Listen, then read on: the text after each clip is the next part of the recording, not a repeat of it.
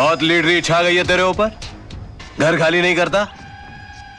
अभी तेरे चक्कर में जो दूसरे टेनेंट घर खाली कर रहे थे मना करते हैं। साहब बता रहे थे 7 साल से बड़ा तंग किया तूने।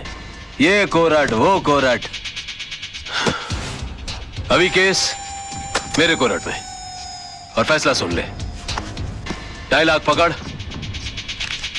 इस कागज पे दस्तखत कर। भाई साहब, अब ये केस हाई कोर्ट में है। जो कोर्ट फैसला करेगा वो हम मंजूर कर लेंगे। मतलब मेरा बात नहीं मानेगा तू? देखिए, ये मामला इनके और मेरे बीच है। आप बीच में न पड़े तो अच्छा। मात्रे, तेरे को मालूम है तू किससे बात कर रहा है? अबे तेरे को मरने से डर नहीं लगता क्या साले? ले ले ले ले, नहीं तो ये 2.5 लाख भी नहीं मिलेगा, समझा? हमें घर के बदले घर चाहिए, नहीं तो जो कोर्ट फैसला करेगा वो हम मानेंगे। अबे जाने दे इसे, कोर्ट में मिलेंगे हम। जा।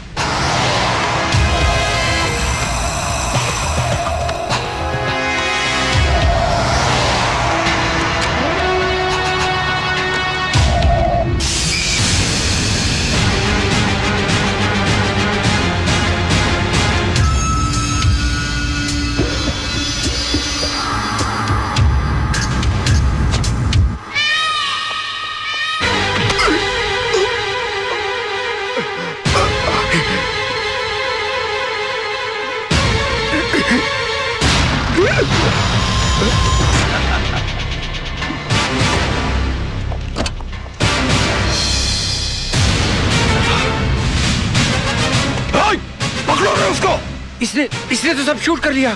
हाँ? वो कुछ नहीं होगा, कुछ नहीं होगा। लेकिन अरे चलो सेठ, कुछ नहीं होगा।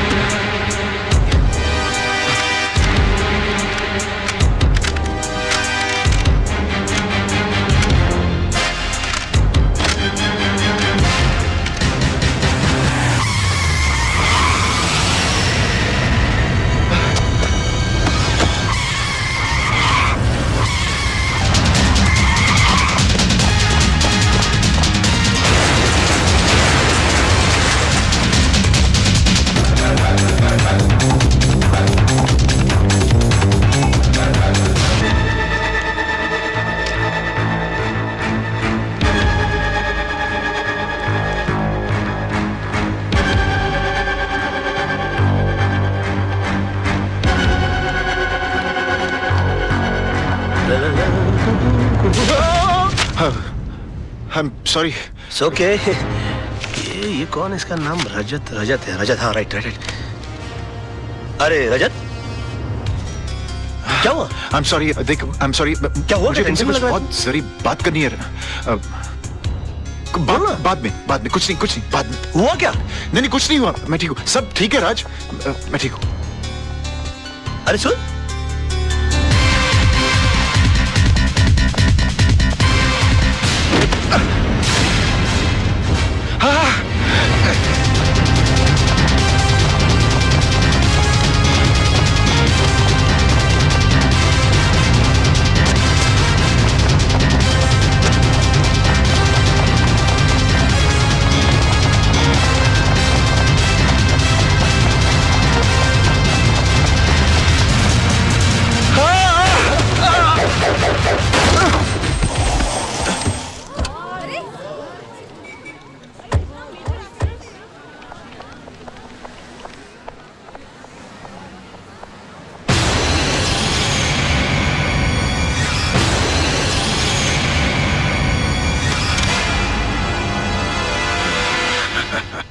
Tara?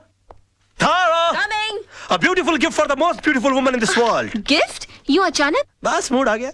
मूड आ गया कि बीवी के लिए कुछ लेने गए थे और तुम मेरे लिए भी कुछ ले आए? Oh, come on, darling. किस बोर का नाम ले लिया? You know था, darling. चंद बीबियां ड्राइंग रूम में पड़े हुए टीवी की तरह होती हैं. उनको जब ऑन करो पुराना प्रोग्राम चल रहा होता है. और मैं? तुम? आहा, तुम तो इंटरनेट हो. जब ऑन करता हूँ एक नई साइट दिखाई देती है. गुड. आहा. जरा जल्दी पहन के आ रहा, डार्लिंग. हाँ.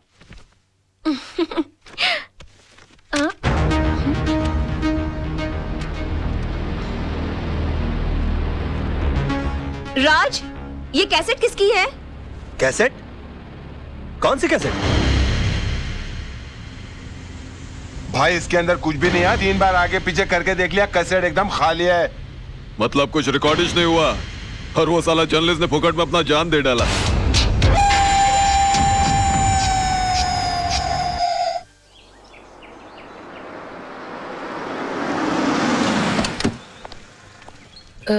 भाई साहब, कविता मात्रे का घर कहाँ है? वो वहां से तीसरा रूम. शुक्रिया. जी चल चल. हाँ चलो.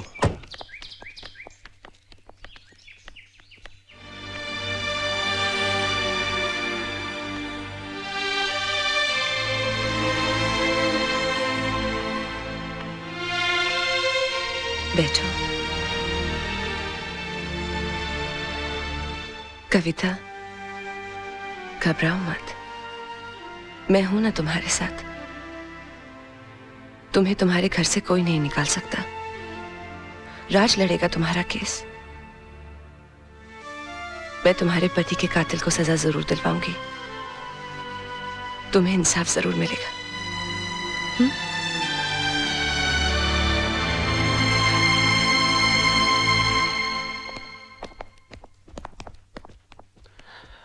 हाय बेबे. हाय जान. बैठो ना, मुझे तुमसे कुछ बात करनी है. क्या बात है, बड़ी सीरियस लग रही हो आज. तुम्हें मेरे लिए एक केस लड़ना है. एक केस? ये जितने केस लड़ रहा हूँ तुम्हारे लिए तो लड़ रहा हूँ मैं. नहीं नहीं, पहले वादा करो कि ये केस न सिर्फ लड़ोगे, जीतोगे भी. अच्छा समझो तुम जीत गई. बोलो आगे. पूछो तो सही, किसका केस है? हाँ किसका केस है, बोलो. कविता के हस्बैंड का केस, उसके मर्डर का केस. ये कविता के हस्बैंड के मर्डर का जो केस है उसका जिम्मा तो कालरा के छोटे भाई पर है ना. हाँ, और पिछली बार अगर तुमने उसे नहीं छुड़ाया होता तो शायद आज कविता के निर्दोष पति जिंदा होते. मैंने कविता को इंसाफ दिलाने का वादा किया है. तुम मेरी कसम खाकर कहो कि मेरा ये वादा तुम पूरा करोगे. करोगे ना?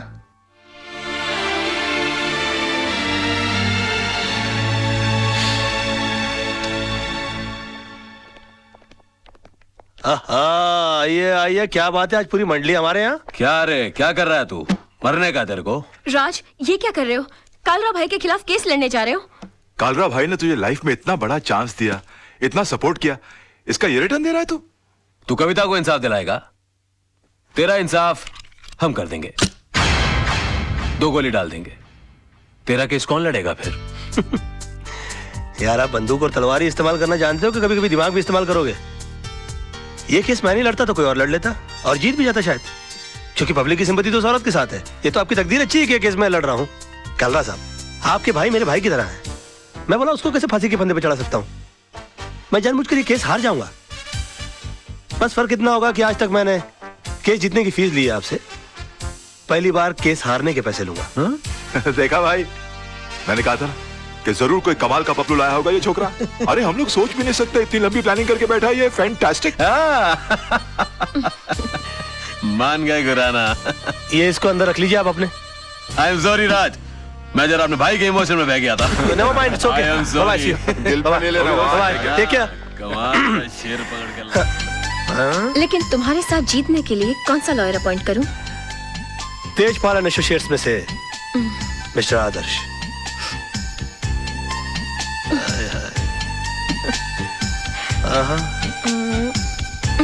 अच्छा तो ये लो.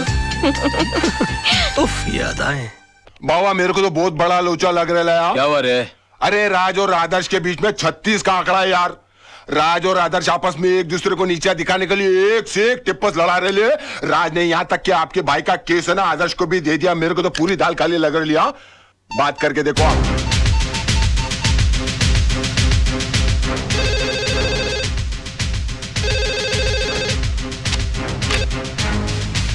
क्या रे कालरा बोल रहा हूं मैं। अरे काला साहब क्या करते हो? आपको कितनी बार कहा है कि घर फोन मत किया करिए। ए बोल वचन बंद कर बे। मैंने सुना तेरे और आदर्श का 36 का आंकड़ा है। मेरे साथ गेम कर रहा है क्या? जी हाँ, गेम तो खेल रहा हूँ मैं आपके साथ। क्योंकि ये केस लेने के लिए मेरी वाइफ ने मुझे मजबूर किया है और वो अच्छी तरह से जानती है कि मेरे और आदर्श के बीच में टेंशन चल रही है, तो वो कभी सपने में भी नहीं सोच सकती कि ये केस में जानबूझ के हार जाऊंगा। समझ गया आप मेरा गेम? जरा बड़े हो गए हम बच्चे आपके, जरा हमारा ख्याल रखा करिए प्लीज। है आगे से प्लीज है। दिमाग है वो बंदे में, दिमाग तो है।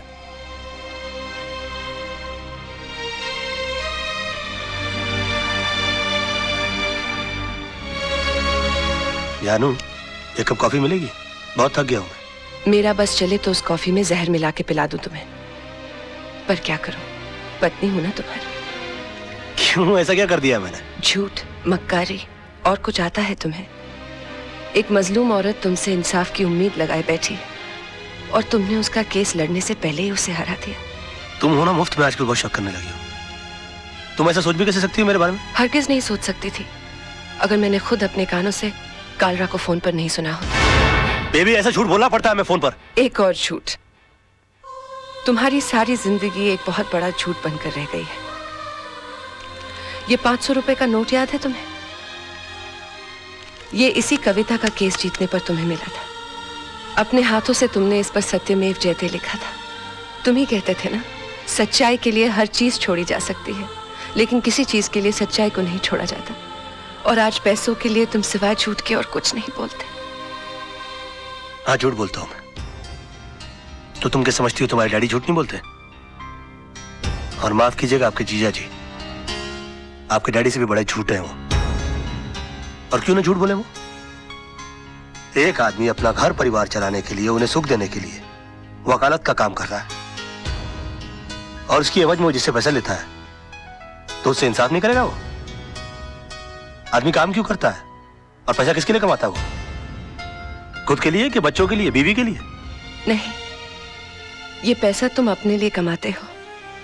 अगर मेरी जिंदगी में पैसे की इतनी अहमियत होती तो मैं तुमसे कभी शादी नहीं करती। मैंने तुमसे शादी की तुम्हारी ईमानदारी, तुम्हारी सादगी, सच्चाई देखकर। और जब ये सब चीजें तुम्हें नहीं रही तो मेरा भी यहाँ रहने का कोई मतलब नहीं बनता।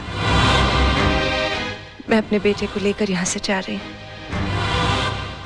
सोना अगर तुम गई ना, और हाँ, आज कोई बहाना नहीं बनाना, क्योंकि मैं नहीं रुकूंगी। और एक और बात, तुम्हें एक और केस लड़ना है, हमारे डिवोर्स का।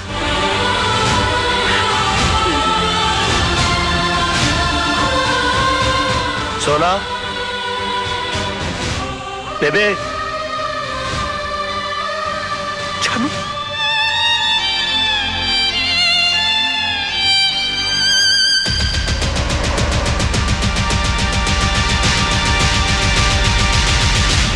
इतना बड़ा डिसीजन। माना कि रात से गलतियां हुई हैं भाभी, लेकिन वो दिल का बुरा नहीं है। आप चलो मेरे साथ, मैं समझाता हूं उस गधे को। नहीं मोहन भैया, मुझे किसी किस्म का कॉम्प्रोमाइज नहीं चाहिए। मैं आपके पास अपना भाई समझ कर आई हूं। अगर आप भी उनकी तरफदारी करेंगे तो मुझे यहां से भी चले जाना होगा। कैसी बातें कर रही हो भाभी? ये घर तो तुम्हारा है, लेकिन चिंटू के बारे में सोचो, उसके फ्यूचर के बारे में सोचो। भैया, राज के साथ रहकर ना तो मैं खुश रह सकती हूँ और ना ही चिंटू का कोई फ्यूचर है। इसलिए मैंने उन्हें तलाक देने का फैसला कर लिया है।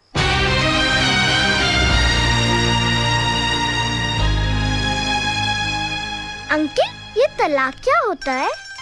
बेटे, भगवान ना स्वर्ग से जोड़े बनाकर धरती पे भेजता है और इंसान उसे तोड़कर जो पाप करता है ना, उसे तलाक कहते हैं। अंकल, अगर मेरे मम्मी पापा अलग हो जाएंगे तो मैं किसके पास रहूंगा? बेटे, ये तो कोर्ट फैसला करेगा कि आप पापा के साथ रहोगे या मम्मी के साथ। कोर्ट मुझसे नहीं पूछेगी कि मुझे किसके साथ रहना है? पूछेगा ना। तब तो मैं बोल दूंगा मुझे मम्मी पापा दोनों के साथ रहना है। तब तो तलाक नहीं होगा ना? ऐसा नहीं होता बेटे, और फिर तुम्हारी मम्मी भी तो नहीं चाहती कि पापा के साथ रहे। क्यों? तुम्हारे पापा के झूठ से तंग आ चुकी हैं वो। अंकल, अगर मेरे पापा झूठ बोलना छोड़ दे तो मम्मी पापा को छोड़ के नहीं जाएगी ना? शायद बेटे।